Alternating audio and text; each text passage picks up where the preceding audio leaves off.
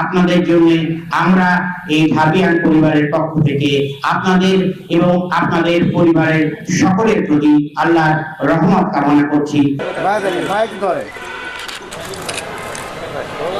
ঢাবিয়ান বলতে ঢাকা বিশ্ববিদ্যালয়ের প্রাক্তন ছাত্রদের একটি সংগঠন যশোরে আছে, যারা চেষ্টা করে যাচ্ছে সাধারণ মানুষের জন্য কিছু করার তাদের সামর্থ্যের ভিতরে। এটি একটি অত্যন্ত, আমি আয়োজকদেরকে ধন্যবাদ দিতে চাই যে আয়োজন তারা একবার নয় বারবার অনুষ্ঠিত করছে। আমি বিশ্বাস করি আমরা যদি এক থাকি, আল্লাহ তাআলা আমাদের যে সামর্থ্য দিয়েছেন, আমরা সবাই মিলে যদি আমরা একভাবে কাজ করতে পারি, তাহলে ভবিষ্যতে এই সমাজের মানুষের জন্য আমাদের আরো ভালো কিছু করার সুযোগ আছে এবং ইনশাআল্লাহ আমরা সেই সুযোগটা কাজে লাগাতে সচেষ্ট হব।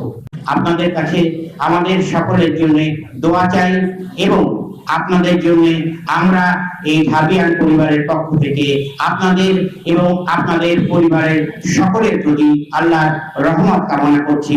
আপনাদের ঈদ আনন্দে কাটুক, আমাদের জন্য দোয়া করবেন, আমরা আপনাদের জন্য দোয়া করছি। আল্লাহ হাফেজ।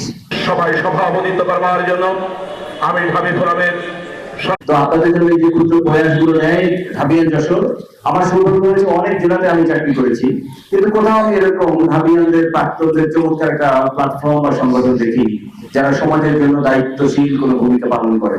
তো যশোরের ঢাবিয়ানরা অনেক বেশি দায়িত্বশীল, তারা সমাজের প্রতি অনেক বেশি সেন্সিটিভ এবং সমাজের জন্য তারা তাদের সর্বোচ্চটুকু দিয়ে, বিশেষ করে আপনাদের সন্তান, আপনাদের কারো ভাই, কারো হয়তো বন্ধু, কারো হয়তো সন্তান, যিনি আমাদের সম্মানিত এই যশোর তিনের মাননীয় এমপি এবং গণপ্রজাতন্ত্রী বাংলাদেশ সরকারের মাননীয় প্রতিমন্ত্রী অনিল ইসলাম অমি, ওনার ঐকান্তিক প্রচেষ্টায় অনেক প্রোগ্রাম হচ্ছে।